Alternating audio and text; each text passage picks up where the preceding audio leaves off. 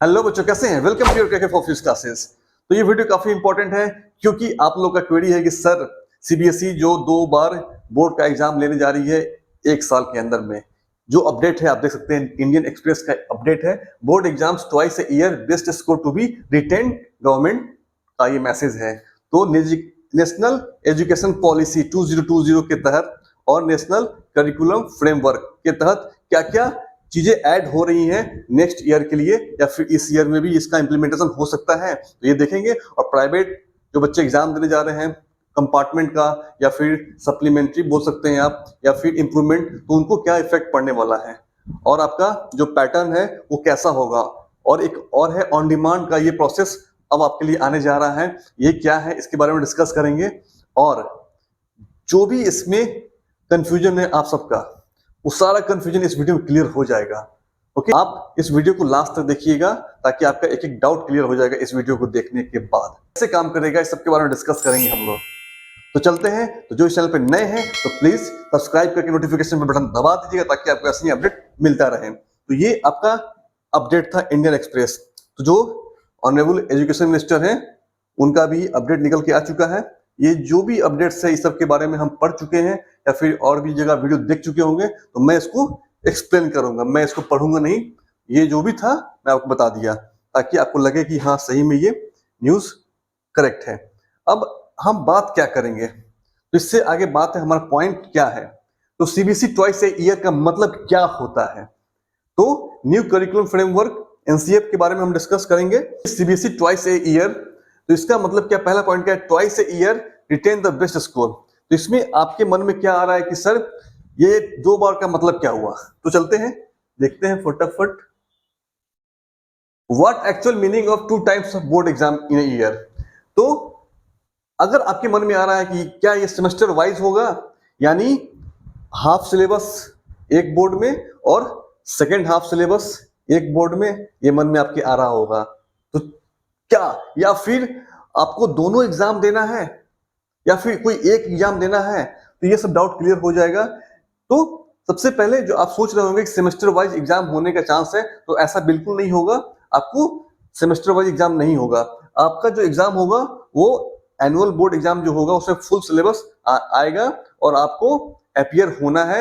आपके प्रिपरेशन के ऊपर डिपेंड करता है। अगर आपका प्रिपरेशन अच्छा है तो आप फर्स्ट, यानी अगर फरवरी मार्च अगर मान लेते हैं बोर्ड एग्जाम का डेट जो अभी तक चलता आ रहा है, तो फरवरी मार्च में अपीयर हो जाइए। या फिर जो सेकेंड बोर्ड एग्जाम होगा वो 6 मंथ का गैप पक्का ही होगा, 6 मंथ के बाद ही होगा, यानी आप कह सकते हैं सितंबर या अक्टूबर में हो सकता है एग्जाम, सेकेंड एनुअल एग्जाम, कुछ तो गैप देगा ही देगा। तो अगर आपका प्रिपरेशन अगर अच्छा नहीं है तो आप सेकेंड वाले एनुअल बोर्ड में जा सकते हैं, पासिंग ईयर आपका सेम ही रहेगा, ऐसा मुझे लगता है।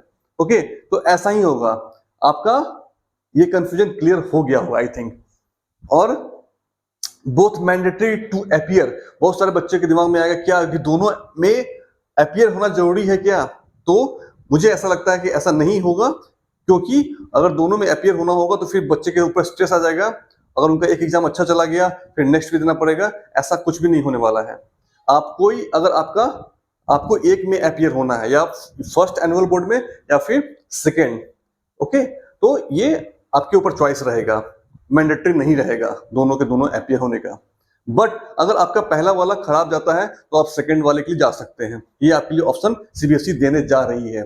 ओके, और अगर आप इनकेस अगर पहले वाले एनुअल बोर्ड में फेल कर गए, जैसे कि बच्चे को कंपार्ट लग जाता है, एसेंशियल रिपीट आ जाता है, या फिर उनको इंप्रूवमेंट देना है, या फिर उनको एडिशनल सब्जेक्ट लेना है, तो उसके लिए वो सेकेंड एनुअल एग्जाम के लिए जा सकते हैं। तो इससे ये फायदा होगा कि आपको जो कंपार्टमेंट जो लिख के आता है मार्कशीट पे सी लिखा रहता है या फिर प्राइवेट कैंडिडेट लिखा रहता है, वो अब ऐसा नहीं होगा, ऐसा मुझे लग रहा है। क्योंकि आप एनुअल बोर्ड में अपीयर होंगे तो कोई भेदभाव नहीं होगा, क्योंकि आप जब पहले वाले एनुअल बोर्ड में अगर क्रॉस लगता है तो आप सेकंड वाले में एंट्री कर सकते हो विद इन ईयर, आपका साल भी बचेगा। ओके, तो ये गवर्नमेंट आपको बेनिफिट देने जा रही है। आई थिंक ये समझ में आया होगा। ओके, तो ये ऐसा ही कुछ होने वाला है, 2 बोर्ड का मतलब यही हुआ। क्लियर। फिर हम बात करते हैं क्वेश्चन को, जो पैटर्न होगा स्किल बेस्ड क्वेश्चन। तो इन्होंने कहा है जो एनसीएफ नेशनल करिकुलम फ्रेमवर्क के अकॉर्डिंग आपको अंडरस्टैंडिंग होना चाहिए, जो टॉपिक है उसके ऊपर स्किल बेस्ड क्वेश्चन होगा, आपको याद करने की जरूरत नहीं होगी कि आप पूरा रट के आए, ऐसा कुछ क्वेश्चन नहीं आने वाला है, प्रैक्टिकल बेस्ड क्वेश्चन होगा। ओके, तो आप लोग को बिल्कुल कॉन्सेप्ट लगा के आपको समझना होगा, चीजों को याद करने की जरूरत नहीं पड़ेगी आपको, क्योंकि साफ साफ कहा दिया गया है कि आपको मेमोरी बेस्ड क्वेश्चन नहीं आएगा, आपका जो मेहनत है याद करने का वो सब हट जाएगा। तो थोड़ा सा आपको केयरफुली रहना पड़ेगा पढ़ाई के मामले में। ओके, और ये एक और ही है जो फिफ्थ पॉइंट है, ऑन डिमांड। इसके बारे में पहले हम डिस्कस करते हैं, what is actual meaning of on demand. काफी आप लोगों को समझ में सुनने को मिल रहा होगा व्हाट इज ऑन डिमांड, क्योंकि बहुत सारा टॉपिक है, तो मैं जो मेन टॉपिक है उस पर डिस्कस करता हूं, फिर नेक्स्ट में आपको बाकी क्लियर करूंगा। ऑन डिमांड का मतलब क्या होता है? इसका मतलब यही हुआ कि अगर आपका प्रिपरेशन, आपको लगता है कि मेरा प्रिपरेशन अब हो गया है, तो आप एग्जाम के लिए अप्लाई कर दो।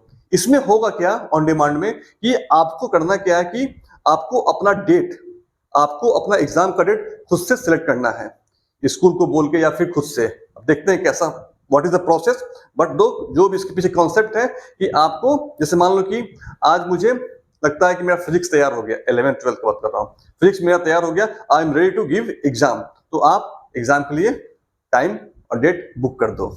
ओके, तो ये फैसिलिटी मिलने जा रही है। फिर आपको लगता है कि 2 दिन का गैप मुझे रख के, 2 दिन का गैप रख के मैं थर्ड डे मैं नेक्स्ट केमिस्ट्री का एग्जाम दूं, तो आपके ऊपर चॉइस रहेगा, 2 दिन का गैप दो, 2 दिन के बाद दो, 3 दिन का गैप दो, 3 दिन के बाद एग्जाम दो, 4 दिन का गैप दो। अब आपके ऊपर है कि आप अपने हिसाब से गैप करके एग्जाम देते रहो।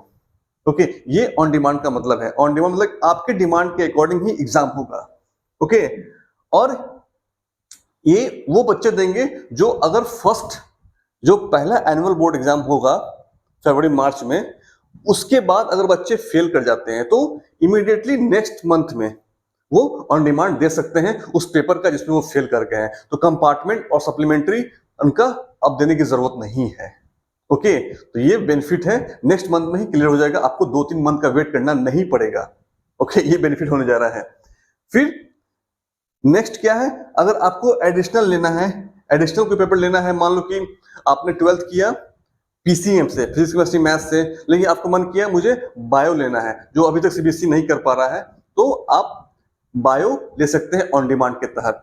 ओके, तो ये फायदा होने जा रहा है ऑन डिमांड का। और कहीं भी आपका स्टूडेंट के अंदर भेदभाव नहीं रहेगा, वो इजिली कंपार्टमेंट, उनका अब कंपार्टमेंट देने की जरूरत ही नहीं पड़ेगी आने वाले टाइम में। तो ये आपको फायदा होगा ऑन डिमांड का। इंप्रूवमेंट भी अगर आपको देना है तो आप नेक्स्ट मंथ में ही ऑन डिमांड दे दो। मान लो कि आप फरवरी मार्च में एनुअल बोर्ड का एग्जाम दिए, ओके, अप्रैल में आपका रिजल्ट, मान लो कि रिजल्ट आ गया, अप्रैल या मई में रिजल्ट आ गया, अगर आपका रिजल्ट अच्छा नहीं हुआ तो आप जून में अप्लाई कर दो, जुलाई में अप्लाई कर दो, अगस्त में अप्लाई कर दो। ओके, तो ये बेनिफिट है इंप्रूवमेंट का, सॉरी ऑन डिमांड का। अब आते हैं बात बेनिफिट क्या होगा, ये जो टू टाइम्स एनुअल बोर्ड का जो पॉलिसी है उससे बेनिफिट क्या होगा। अपीयर बोथ और सिंगल बोर्ड, आपको दोनों में अप्लाई कर सकते हैं या फिर किसी एक में अप्लाई कर सकते हैं, आपके फ्रीडम के ऊपर है, आपके चॉइस के ऊपर है। नो कंपार्टमेंट सप्लीमेंट्री देने की जरूरत अब नहीं पड़ेगी। ओके, मोर फ्रीडम, आपकी आजादी पूरी तरह है कि मान लो कि आपका तबीयत खराब हो गया या फिर आपका मेडिकल, अगर आपको मेडिकल फिटनेस फिट नहीं है तो फिर नेक्स्ट टाइम आप एग्जाम देने के लिए आप रेडी हो जाएगा। किसी कारण से आप एब्सेंट हो गए तो आपके पास इम्पैक्ट पड़ता है, उनका भी रिड्यूस हो जाएगा।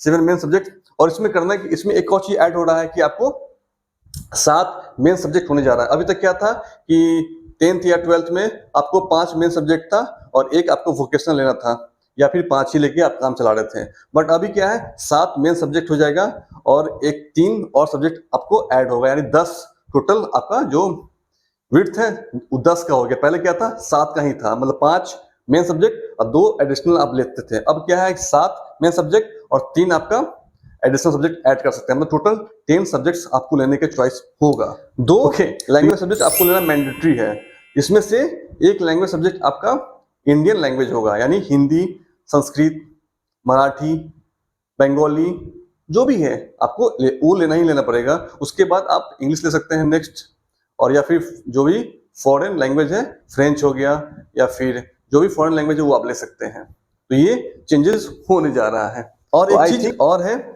जो बच्चे मान लेते हैं कि अगर आप स्ट्रीम आपको सेलेक्ट करने की जरूरत नहीं है, आपको सब्जेक्ट सेलेक्ट करना है। इट मीन्स कि जो बच्चे अगर फिजिक्स, जो बच्चे अगर मान लेते हैं 12th में साइंस ले रहे हैं, साइंस, आर्ट्स और कॉमर्स, तो साइंस वाले, ओके, तो साइंस वाले में क्या था, पहले फिजिक्स, केमिस्ट्री, मैथ लेना था, ओके, या पीसीबी लेना था, ओके। अब क्या है कि आप पीसीबी ले सकते हैं और एक आर्ट्स का कोई सब्जेक्ट हिस्ट्री भी ऐड कर सकते हैं, या कॉमर्स का भी ऐड कर सकते हैं। उसी तरह अगर आप आर्ट्स ले रहे हैं, आपको मन कर रहा है कि हिस्ट्री, सिविक्स, ज्योग्राफी के अलावा हम फिजिक्स ले लें, फिजिक्स भी ऐड कर सकते हैं। अगर कॉमर्स लिए हैं, आपको मन कर रहा है कि हम केमिस्ट्री ले लें, केमिस्ट्री भी ऐड कर सकते हैं। तो आपको फ्रीडम है, आपको सब्जेक्ट वाइज आपको सिलेक्ट करना है, ना कि स्ट्रीम वाइज, ओके। तो ये बेनिफिट मिलेगा। कॉमर्स वाले भी आप फिजिक्स ले सकते हैं, केमिस्ट्री ले सकते हैं, ओके। आर्ट्स वाले भी फिजिक्स, केमिस्ट्री ले सकते हैं, या फिर साइंस वाले भी हिस्ट्री ले सकते हैं। अगर उनका हिस्ट्री मन कर रहा, साइकोलॉजी मन कर रहा पढ़ने का, तो वो ले सकते हैं। तो ये आपको सब्जेक्ट वाइज आपको चॉइस हो जाएगा नेक्स्ट टाइम से। तो ये जो सेशन है 2024 से 2025 मतलब 24-25 के लिए ये इंप्लीमेंट होने जा रहा है। तो ये था आपके लिए अपडेट। आई थिंक ये आपको अपडेट अच्छा लगा होगा, और अगर इसके बाद भी आपका डाउट क्लियर नहीं हुआ होगा तो प्लीज आप लोग कमेंट कर सकते हैं। और बच्चे चैनल पे नए हैं तो प्लीज सब्सक्राइब करके नोटिफिकेशन बेल बटन दबा दीजिएगा। और ये व्हाट्सएप है, आप व्हाट्सएप भी कर सकते हैं। और ये केकेपी क्लासेस टेलीग्राम चैनल है, इसको आप ज्वाइन कर लीजिए। और ये kk4pcu.in मेरा वेबसाइट है, वहां पे भी आप ज्वाइन कर सकते हैं। और जिन बच्चे को प्राइवेट, जो बच्चे हैं कंपार्टमेंट, जो बच्चे हैं जो प्राइवेट एग्जाम 2024 का देने जा रहे हैं, ओके, वो अगर फॉर्म उनको अप्लाई करवाना है या उसके बारे में कोई क्वेरी है तो प्लीज आप ज्वाइन कर लीजिए इस वेबसाइट पे, और केकेपी क्लासेस टेलीग्राम में ज्वाइन कर सकते हैं, ओके। और एक गूगल फॉर्म दिया हुआ है, उसको भी आप ज्वाइन कर लीजिए, ताकि जैसे ही फॉर्म निकलेगा आप लोगों को अपडेट कर दिया जाएगा फ्रेंड, ओके। तो जिन बच्चों को अगर हमसे फॉर्म अप्लाई करवाना है, प्राइवेट वाले जो बच्चे हैं 2024 की इंप्रूवमेंट का, या फिर कंपार्टमेंट का, या फिर एडिशनल सब्जेक्ट का, या फिर एसएसएल रिपीट का, वो हमसे कॉन्टेक्ट कर सकते हैं, हमारी टीम आपको सपोर्ट करेगी, ओके। तो प्लीज गूगल फॉर्म आप लोग ज्वाइन कर लीजिए, ओके। तो मिलते हैं अगले वीडियो में।